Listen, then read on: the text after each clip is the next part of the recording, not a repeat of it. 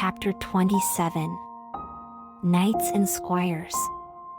Stubb was the second mate. He was a native of Cape Cod, and hence, according to local usage, was called a Cape Cod man.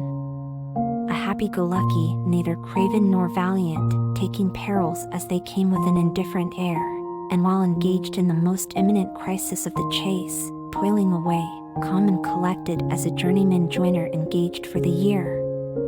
Good-humored, easy, and careless, he presided over his whaleboat as if the most deadly encounter were but a dinner, and his crew all invited guests. He was as particular about the comfortable arrangement of his part of the boat as an old stage driver is about the snugness of his box. When close to the whale, in the very deathlock of the fight, he handled his unpitying lance coolly and offhandedly, as a whistling tinker his hammer.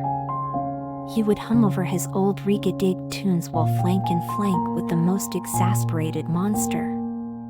Long usage had, for this Stubb, converted the jaws of death into an easy chair. What he thought of death itself, there is no telling. Whether he ever thought of it at all, might be a question, but if he ever did chance to cast his mind that way after a comfortable dinner, no doubt, like a good sailor, he took it to be a sort of call of the watch to tumble aloft, and bestir themselves there, about something which he would find out when he obeyed the order, and not sooner.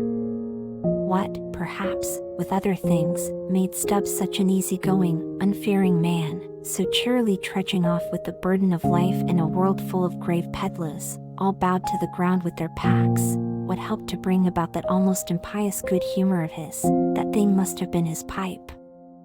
For, like his nose, his short, black little pipe was one of the regular features of his face.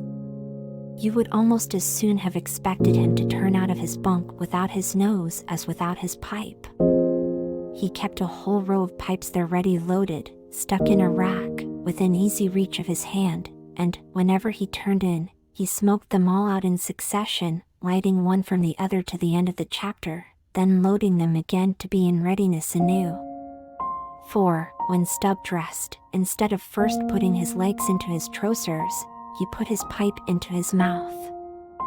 I say this continual smoking must have been one cause, at least, of his peculiar disposition, for everyone knows that this earthly air, whether ashore or afloat, is terribly infected with the nameless miseries of the numberless mortals who have died exhaling it, and as in time of the cholera, some people go about with a camphorated handkerchief to their mouths, so, likewise, against all mortal tribulations, Stubb's tobacco smoke might have operated as a sort of disinfecting agent. The third mate was Flask, a native of Tisbury, in Martha's Vineyard. A short, stout, ruddy young fellow, very pugnacious concerning whales, who somehow seemed to think that the great leviathans had personally and hereditarily affronted him, and therefore it was a sort of point of honor with him to destroy them whenever encountered. So utterly lost was he to all sense of reverence for the many marvels of their majestic bulk and mystic ways, and so dead to anything like an apprehension of any possible danger from encountering them, that in his poor opinion, the wondrous whale was but a species of magnified mouse, or at least water rat, requiring only a little circumvention and some small application of time and trouble in order to kill and boil. This ignorant, unconscious fearlessness of his made him a little waggish in the matter of whales. He followed these fish for the fun of it, and a 3 years' voyage round Cape Horn was only a jolly joke that lasted that length of time. As a carpenter's nails are divided into wrought nails and cut nails, so mankind may be similarly divided. Little Flask was one of the wrought ones, made to clinch tight and last long. They called him King Post on board of the Pequod, because, in form, he could be well likened to the short, square timber known by that name in Arctic whalers, and which by the means of many radiating side timbers inserted into it, serves to brace the ship against the icy concussions of those battering seas. Now these three mates, Starbuck, Stubb, and Flask, were momentous men. They it was who by universal prescription commanded 3 of the Pequod's boats as headsmen. In that grand order of battle in which Captain Ahab would probably marshal his forces to descend on the whales, these 3 headsmen were as captains of companies. Or, being armed with their long keen whaling spears, they were as a picked trio of lancers, even as the harpooneers were flingers of javelins. And since in this famous fishery each mate or headsman, like a Gothic knight of old, is always accompanied by his boat steerer or harpooneer, who in certain conjunctures provides him with a fresh lance, when the former one has been badly twisted or elbowed in the assault, and moreover, as there generally subsists between the two a close intimacy and friendliness, it is therefore but meet that in this place we set down who the Pequod's harpooneers were, and to what headsman each of them belonged. First of all was Queequeg, whom Starbuck, the chief mate, had selected for his squire. But Queequeg is already known. Next was Tashtego, an unmixed Indian from Gay Head, the most westerly promontory of Martha's Vineyard, where there still exists the last remnant of a village of red men, which has long supplied the neighboring island of Nantucket with many of her most daring harpooneers. In the fishery, they usually go by the generic name of Gay Headers.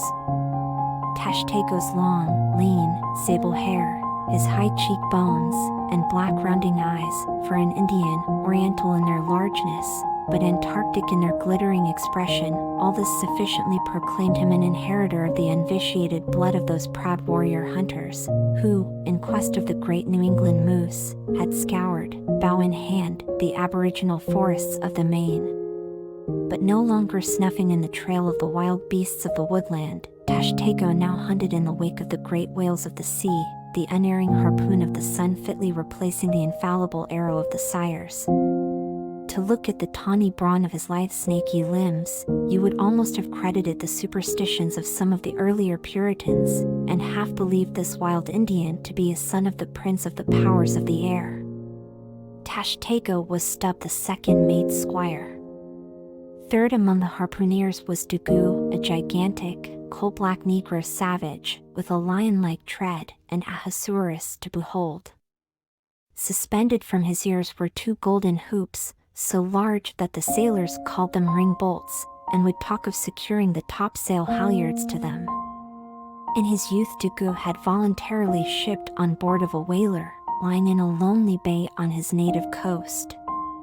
And never having been anywhere in the world but in Africa, Nantucket, and the pagan harbors most frequented by whalemen, and having now led for many years the bold life of the fishery in the ships of owners uncommonly heedful of what manner of men they shipped, Dugu retained all his barbaric virtues, and erect as a giraffe, moved about the decks in all the pomp of 6 feet 5 in his socks.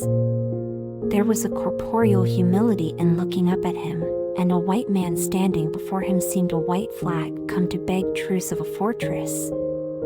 Curious to tell, this imperial Negro, Ahasuerus Dugu, was the squire of Little Flask, who looked like a chessman beside him.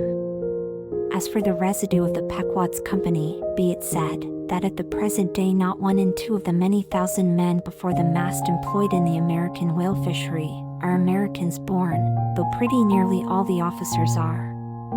Herein it is the same with the American whale fishery as with the American Army and military and merchant navies, and the engineering forces employed in the construction of the American canals and railroads. The same, I say, because in all these cases the Native American liberally provides the brains, the rest of the world as generously supplying the muscles. No small number of these whaling seamen belong to the Azores, where the outward-bound Nantucket whalers frequently touch to augment their crews from the hardy peasants of those rocky shores. In like manner, the Greenland whalers sailing out of Hull or London put in at the Shetland Islands to receive the full complement of their crew. Upon the passage homewards, they drop them there again.